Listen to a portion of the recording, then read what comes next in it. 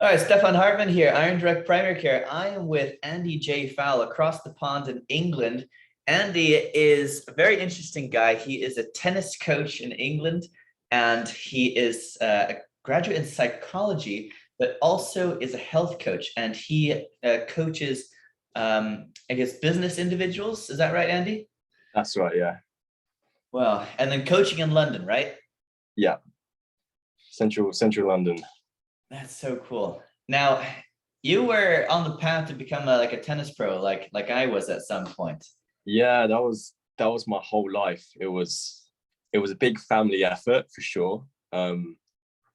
So yeah, that was pretty much up until for the first 17, 18 years of my life, I was geared to be a tennis coach and tennis player, and our whole family life was centered around me becoming a pro. So bit unfortunate I didn't quite make it, but Yeah, we all find that out at some point. You're not going to yeah. quite make it, but you're still really knowledgeable about the subject. So you're helping teach tennis players. Yeah. So I was finished uni and I needed a job. I needed to earn some money, and I thought, I play tennis. I can coach. And I had when I was competing, I had some people who were like, "Oh, if you ever become a coach, reach out to me. I want to be coached by you." So I was like, "Oh, I'm a coach now." I reached out to those people who asked like a few years ago, and I started coaching them, and I started coaching their friends, and they all live in central London, and so they're all very sort of networked together. So I sort of just started coaching their friends, and then people started asking. So that's how I became a tennis coach, really. Yeah, and not just any old tennis coach. You have a unique approach to health coaching and health in general. I mean, you were Yeah. talking about this on Instagram the other day, how many tennis players struggle with health issues because Yeah, man. Yeah. we follow these diets that we learned about in school that are pretty garbage for the most part. They're absolutely garbage, man. Yeah. I can't believe we were taught that. It was, uh, Yeah, in yeah. I don't know if I told you this, but back in college when I played in college tennis, I had high inflammation, right? So I was doing standard diet, lots of carbs, breads, pastas, and I suffered with tennis elbow terribly. You know, I thought Ah, my arm was gonna fall off. It was so bad. And yeah, I had no idea how to fix it. I was doing like all the exercises, the yeah. stretches, the icing it. It didn't help. Did you suffer with any chronic pains like that too? Um, I was fairly injury free. I was always very, very fit, so I never really had any injuries. A lot of my friends were picking up injuries left, right, and center. So I was always very lucky. Although I did have asthma when I was younger. Um, and I would bloat a bit, and I had this energy problem where I would literally just before I walk on court to train, my energy would just tank, and I just want to sleep. And I think that was mainly the diet. But as far for like tennis elbow and injuries like that, I was always okay. It was more the sort of the health related Yeah, that stuff. energy crashing thing. I experienced that in studies in classes, Oh, right? really? That mid-afternoon crash after you have that heavy carb meal. Yeah, yeah. It's so crazy because you're told you eat a bowl of pasta for energy, right? Or have a snack. We used to always snack. Our coaches were like, yeah, have this bar or have whatever, get your energy levels back. And then you get like a little sugar spike for like a minute, and then you spend the next like 3 hours just thinking of what's going on here. Like it doesn't make sense. So It makes sense. As so yeah. many people, like not athletes, just regular folks, just trying to get through their day. They're drinking maybe 14 cups of coffee a day, just trying to get through from all Yeah. crashing. It's so common, yeah. That is probably when of the people who I've coached for the health and diet, the number one thing they come back with is, "Oh, I no longer crash anymore. Well, I've got more energy." They're like, "Oh, it's just so like," and it's not just like they have more energy, it's like they have more life force in a Yeah, strange way. So they come alive again. So that's like the number one thing I hear back from people. amazing. Oh, yeah. And now you're also health coaching, people. And Yeah. you're in the realm of putting out good information for people who may have gone to these IG influencers and who are spewing this garbage, while I'm on the Yeah. other side and I'm trying to educate patients who've been to doctors who gave them pretty much the same garbage information that IG health influencers are spewing. They probably get it from like the same website or something. I don't know. Same websites, yeah. Yeah, that's crazy. Yeah. Yeah. So when I was at uni and I finally realized I probably wasn't going to be a tennis pro. My first year I was sort of like in a pseudo depression, I guess, because I was no longer being a tennis pro. But second, third year, I sort of got my act together a bit, and I needed to find a new passion. And my passion was the gym. I was just going to go to the gym and lift heavy weights to get big, aesthetic, and look sexy, I guess. And I was following like the mainstream diet advice of rice, chicken, broccoli, just eating like copious amounts of protein and lots of carbohydrates and lots of protein shakes. And I did get big. In a year, I did really bulk up. But then I was looking at a picture of myself at the end of that year, and I looked at my face. My face was so bloated, and I was like it was horrible. And I just thought, this isn't what I want. And I found out that my dad had actually started fasting, and he did keto for a while and stuff like that. And before the last time I saw him, he was really overweight, and now he was so skinny. Like he was a completely different person. And not just that, he had more energy and he was happier. And I just saw that and I was like, wow, like I want like, how has he done this? And I was talking to him. I was like, yeah, all the stuff about the carbohydrates and all the diet advice we used to do when you were playing tennis. Yeah, it's all garbage. Just forget about it. This is you should start doing this. So I started doing it, and within like a month, I was already seeing results. And I just not only was I was just lean very easily, but I just had way more energy, and I was actually happier. Like I'd wake up in the morning and I'd just be happy for no reason in particular. I'd just be happy. And the best thing about it was my face leaned out. So when I put on weight, my face is the first thing to put on weight. Like it goes all up puffy, but I actually had a lean face. So I had like, you can see my cheekbones, my jawline.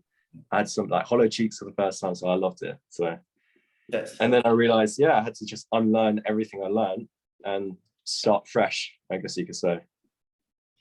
Yeah. So that was my little rant. Yeah, for me, how did I learn about it? It was in PA school, but it wasn't in actually school. It was actually at the tennis courts. I was playing tennis up in Massachusetts with this naturopathic doctor. I don't know if you have them in England. They're natural doctors. They think things a bit differently. And I was like, hey, buddy, I'm not gonna be able to play tennis with you. I got this terrible tennis elbow. I can maybe get like a couple games, and I can't serve at all. And he's like, cut out the gluten. I'm like, cut out the what? What's a gluten? he's like, cut out the breads and pastas. I'm like, what? That doesn't influence elbow. Like I've looked at the medical diagnosis of how to diagnose this. It's not from gluten. Like, you're a quack. He's like, he said, oh, and cut out the nightshades too. I'm like, what the heck is a nightshade? He's like, cut out the nightshades. Oh, and cut out the processed dairy. It's garbage. I'm like, what? But I like my milk. You want me to eat raw milk? No, I'm not going to do that. That gives diseases. But I did what he said, and I cut it all out. And sure enough, my tennis elbow went away. And that's when I was like, whoa, what's going on here? That must be such a reality break. It's almost like Neo waking up from the Matrix. Yeah, it was. It's like, yeah. And I asked him, I was like, how do you know all this stuff? He's like, PubMed, Google Scholar. You can look it up all. It's all out there. I'm like, what? All this stuff is out there, but why don't they teach me this in school? They don't. It's all my own research. That's all it is. PubMed. PubMed, yep. PubMed. I might have a look. Oh, what do they use for journals in England? Oxford? Yeah, Oxford. Yeah. Oxford Library. I've been on that one. Good. And what challenges have you found getting patients, or for in your aspect, clients onto this animal-based diet? The challenges. Probably the biggest challenge is that people like their junk food. they like it. So when I propose that we should eat. They like the idea of eating whole foods and better foods, but the idea of cutting out junk completely, they're sort of like, oh, I can't. Like, they just have this esteem issue where they just think that it's not possible at all. And then you get them on the plan, and they do it for a few weeks, and you still let them eat like junk every now and then. So I normally say, stick to the plan, and then whenever you go out drinking, and the next day you can cheat a little bit and have whatever you want. So it's like, you stick to your plan 80% of the time, and then gradually when the weeks go by, the need to eat junk food sort of reduces. So they're like, oh, actually, I don't really feel like eating junk food anymore, and that's crazy. But that first obstacle is trying to get them off the junk food, because it is actually so addictive, and especially if they've been eating it their whole life, and now they're doing the opposite of it. It's like taking heroin away from a heroin addict. They go into withdrawal and they get even iller. So it's tough, but that is probably the biggest initial hurdle for these people. So in England, they're not eating any better typically than the American diet, you think? Well, the processed foods definitely have way less ingredients than in American, because I've seen side-by-side comparison for like for instance, like Heinz ketchup. The American version, the ingredient list is literally 3 times the size as the British one. So we do have tight regulations, but they're still putting shit in, well, garbage into products as well. So it's not as much, but they still put garbage into products. So yeah, and now in London they walk around a lot, so you probably don't see as much obesity as we do here, like Walmart and stuff. Yeah, like you get the occasional big body person, but people generally, especially in London, people are generally quite fit already. So most people who are like overweight, they're not like completely obese, they just have like a beer belly. So the people that are, they were fit in the past, or they're still fit now, but they just have a big gut, and then when they lose the gut. Yeah. So they're not like obese. And I've seen like the pictures over in America, where you see them like McDonald's, and they've got supersized, and they're literally just like huge. So they're not that huge. Really big. And they have like this thing called sarcopenia. So it's a muscular wasting as well as fat predominance. And that's basically, people are fat masses. That's all they are. They have muscles very, very thin. And so they're very weak, and they're prone to fractures, fall. And yeah, and I think that, living in the suburbs like we are in most of America, there's less of that walking. They're walking huge. Like, if you can't do anything else, you can't exercise. If you walk, you can oftentimes balance out a bad diet walking everywhere. That is, so that's great thing about London is everyone pretty much walks or bikes.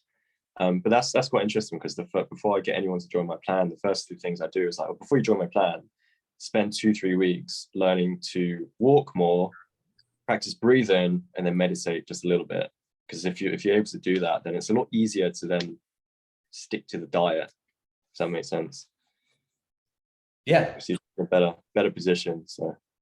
Wow, that's so cool. Yeah, that was something I picked up. There's a Canadian bodybuilder, and he does that, and I thought, wow, that's like amazing. And I tried it myself, and I was like, oh, actually, yeah. When I go off track or off plan a little bit, and I just do that for a week or 2, I don't know how to explain it. You're just more on the frequency to stick to the plan. Awesome.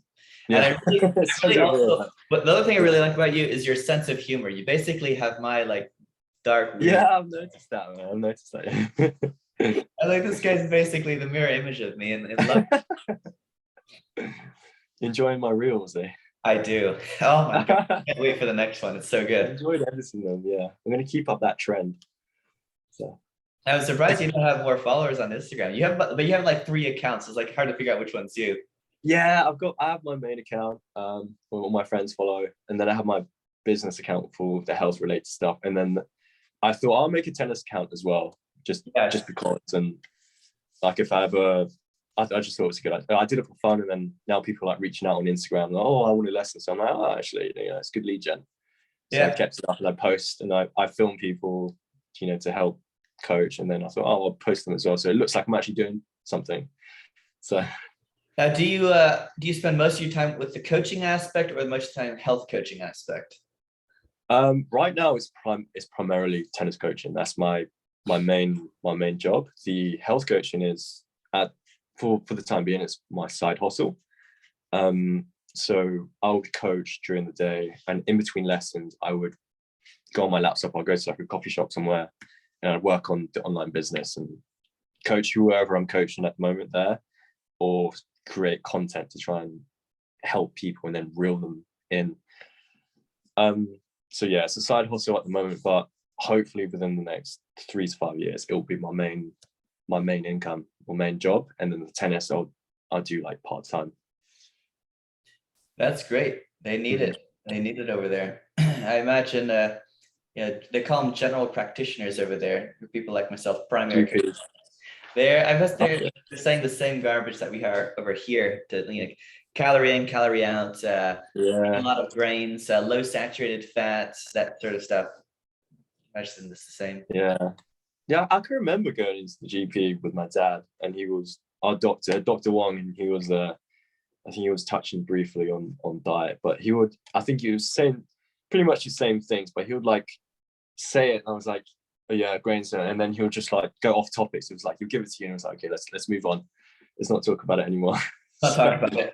Yeah, it's just so You're like, yeah, that's the kind of worms we don't want to approach here. yeah, you're wasting my time. Like, no, I don't want to do this. Here's some medication. So Cool. All right, great, Andy. That was great talking to you. I'll let you get back to your day. Cheers. Over in England. Yeah, look forward to doing more. Yeah, it's good speaking with you. How's your day looking today? Busy or? I'm gonna go on a trip. I'm gonna go on a road trip. Okay, nice. A little vacation. I hear the States have relaxed their COVID rules, so I could probably come over and visit sometime soon. That'd be great. Yeah, we got to anytime you want to hang out. Perfect. Florida, right? Yeah. Florida, perfect. All right, cheers, Stefan. All right, come soon. Cheers.